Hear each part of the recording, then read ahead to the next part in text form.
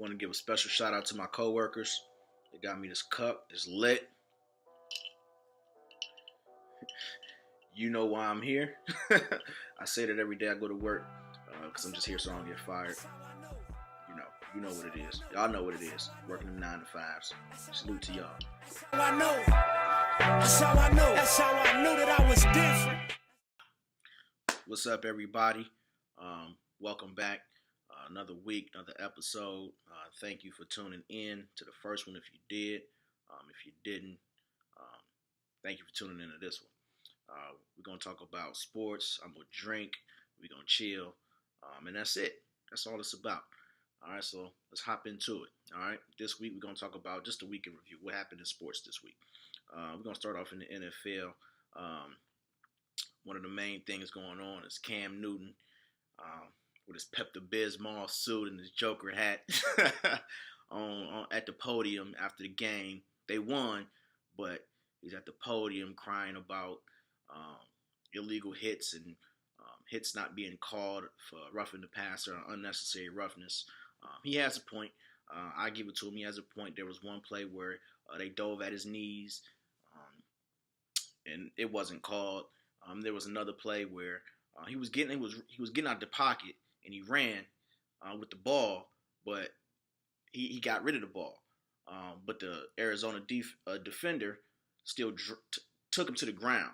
You know what I'm saying? Like after a while, you got ease up on these quarterbacks nowadays. It's soft right now, so they didn't call that one either. But so that's two plays right there in just that one game that they didn't call. I mean, I didn't see the game, but I saw those two highlights, and I'm like, that's kind of questionable because if that was Brady or if it was Drew Brees or Peyton Manning when he was in the league or whoever, they would have called it. I think that has a lot to do with Cam dabbing and all that good stuff last year. The refs don't really like him. Players don't really like him. They probably have a bounty on him, but they keep that in-house. I ain't no rat. I ain't no snitch. I don't know. I ain't got no inside information, but it is what it is. But these refs need to step it up. It need to be equality. It's not a race thing. It's not Black Lives Matter. It's none of that. It's just about just being fair. Just being fair with the penalties and not taking it. Not taking your personal views of the man and punishing him because he's trying to have fun with the game. That's one thing the game is missing. We're going to jump right into the next topic. Richard Sherman has some comments about the league being boring. It's not fun. People have been saying that for years now. I think Commissioner Goodell has really lost control of the league pretty much. I mean, it's not fun. They took away the celebrations. You get fined and penalized for that. They took away the hard hits. That was a thing that people watched for. That was one of the things that people watched the game for. I mean, a big hit, not necessarily knocking somebody unconscious, but just racking the shit out of one of the receivers coming down the middle, or going for the ball, or just racking the shit out of a quarterback. I mean, that used to be, and that's entertainment right there. To be honest, I wish I had 10 Terry Tates on Team Felcher. It's showmanship. These guys work so hard all their lives, really, to get to this level, to hit. You know what I'm saying? And now they're being penalized for hitting. I don't think it's right. I think it makes the game more boring. I don't think the Colin Kaepernick thing had that much to do with the ratings going down. Protest ain't got that much to do with that. Come on, man. Get out of here with that nonsense. Because you only see the man kneeling. You only saw him kneeling off of some blimp coverage that saw him kneeling on the sideline. Or he was sitting down on the sideline during the anthem. You know what I'm saying? You ain't watching that. Come on, son. The fuck out of here with that shit. All right? Yeah, man. The league need to really. And also, man, the flags and the reviews, all that stuff, man. That's what make the game boring. That's why your ratings are dropping, because the games are too long, and they're not exciting. You don't have these quarterbacks. You don't have the main quarterbacks, the quarterback, and in the league right now. They kind of watered down, mediocre. I mean, you really only got a couple that's really, really nice like that. Other than that, they just kind of trash. Let's just be honest.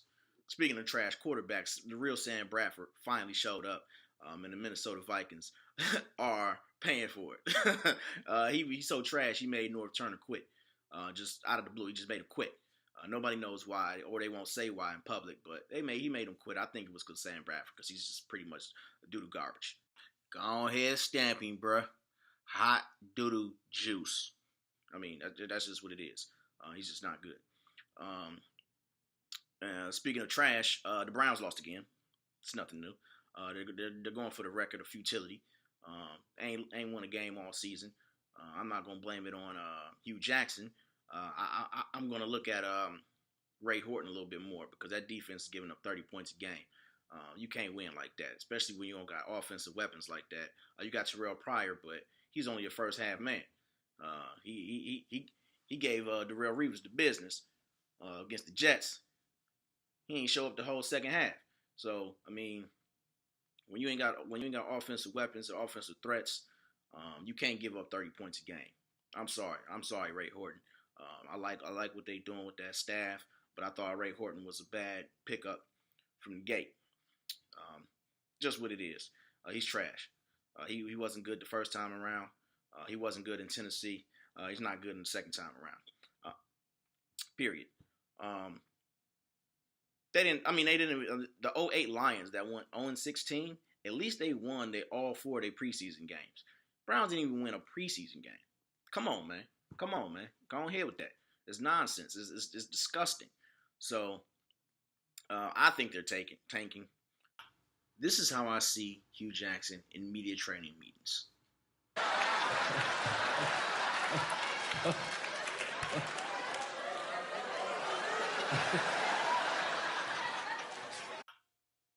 What the fuck? Anyway, man, we're going to get off the NFL, man. We're going to go ahead to the NBA. NBA season starting off real strong. We got some teams. Obviously, the Cavs is looking strong. The Warriors bounced back from that blowout loss the first game versus San Antonio. San Antonio was looking good. OKC was looking good until they went against the Warriors. They brought them a little bit. They brought them back down to earth. It's going to be a strong NBA season. I don't think the Warriors is going to be blown past teams like that. I just don't. I just don't see it. I think there's a lot of competition, especially with the Spurs. The Spurs are going to be a quiet number 1 seed in the West. My prediction. I'll get to my playoff predictions in another video. But I think the Spurs will be number 1, definitely. In the East, I really think Detroit is going to make some noise. They got a young team. Stan Van Gundy is coaching them up well. They showed a hell of an effort in the playoffs against the Cavs that first round. They got swept, but if you watch those games, it didn't look like a sweep. It didn't look like a sweep at all. I mean, the score said sweep, but the games were close. The problem is that they're so young, they couldn't close out. They didn't know how to finish those games. And I mean, you have LeBron, obviously. He's gonna kill you, but I mean, Detroit, look out for Detroit. Salute to Detroit. All right. The Thunder, I mean, they're good. I mean, Russ, we're gonna see what he can do for the whole season. I mean, can he maintain that stamina? Is he gonna get fatigue in the middle and the end of the season? We're just gonna run out of gas, because I mean, that man got to play. He's gonna have to play 48 minutes a game for the Oklahoma City Thunder to be competitive. I mean, it just is what they don't have a secondary scorer. They don't have a third scorer. I mean, Oladipo just got broke off $84 million extension, but he's trash. He's not trash, but he's overrated. He never progressed like I thought he would. He had a lot of potential coming out of Indiana. I was a fan of him, but he just became stagnant in the league for whatever reason. Steven Adams, he's good. He's good money, but what is he gonna really do? Like he's not a secondary option like that. So I mean, I like the moves they made in the offseason, but it was for Durant to stay. He didn't stay. It kind of messed. I mean, they were stuck holding the bag pretty much. They got to spend that money, so they spent it on them two guys. Get your money, but I don't know if they was worth all that. Warriors, they look good, but they don't look dominant. They look dominant against the Thunder because it's the Thunder and they only have one scoring option. But I think they're really missing Luke Walton. I mean, that's just my opinion. I think Luke Walton was a hell of a coach. He made just great adjustments for the Warriors. I mean, if it wasn't for Luke Walton, suggestions and adjustments, and that first year they went to the finals against the Cavs.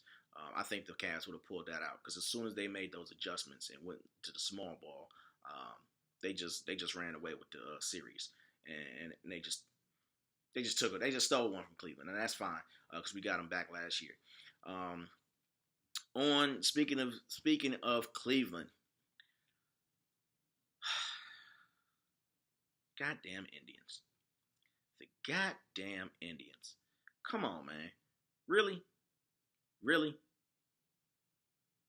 How you gonna watch the Cavs come back from a 3-1 series lead 4 months prior, then you get to the World Series and you let a 3-1 series lead go, and then you get beat twice at your home field? Come on, man. Don't give me no excuses about pitching. They was tired.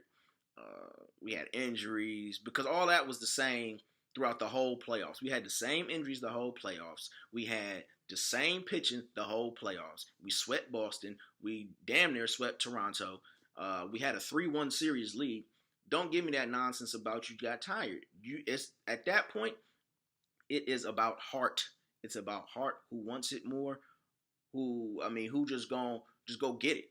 Don't sit there and just wait for the team to lay down. The Cubs not gonna lay down. They desperate, and when you desperate, you just go. You know what I'm saying? And I felt that the Indians tried to do that at the Game 7 down the stretch, but it was just too late. It was too little, too late. Yeah, they tied the game up, forced it to extra innings, but it was, like I said, it was too little, too late. The Cubs had that. They had, when you have the momentum in your favor, and I know a lot of people think that that's nonsense and that's not a real thing, but I 100% believe it's a real thing, because just as when the Warriors lost Game 6 to the Cavs, and I said, yo, Cavs gonna go ahead and pull this out. Same thing with the Indians. The Indians lost Game 6. I said, yo, the Cubs gonna pull this out. And I'm Cleveland till I die, but I'm realistic till I die as well. I'm going to be more realistic than an idiot blind fan. I'm never going to be that guy that can't be neutral and can't use his common sense, because I'm just that much of a fan. That makes no sense to me. I just wish that the pitching came out and was a little bit better. And I wish they would have got them bats flying. They would have got them bats going a little bit earlier in the series, because we could have pulled that one out. Okay, we dropped Game 5, but I really thought we was going to pull it out Game 6. We was going to get aggressive, but all that patience stuff, I mean, when you're back against the wall, as your back the pressure was on the Indians come Game 6, just like it was with the Warriors, and just like it was with the Thunder when they played the Warriors in the Western Conference Finals last year. When they played the Western Conference Finals and the Thunder lost that Game 6, I knew it was over. When you have a 3-1 series lead and you don't close it out in 6 games, you're setting yourself up for failure. I mean, you just are, because now it's like, okay, we got them now. It becomes mental. It doesn't become like you played these teams so many times. You played them 6 times. At that point, it's not about strategy. It's not about who's better. Like we know who you are. At that point, it's about this and it's about this. What you got? What you gonna do? Period. So, with that being said, thank you for watching. I got a little hyped up. I mean, I'm heartbroken about the Indians, but at least we still got the Cavs.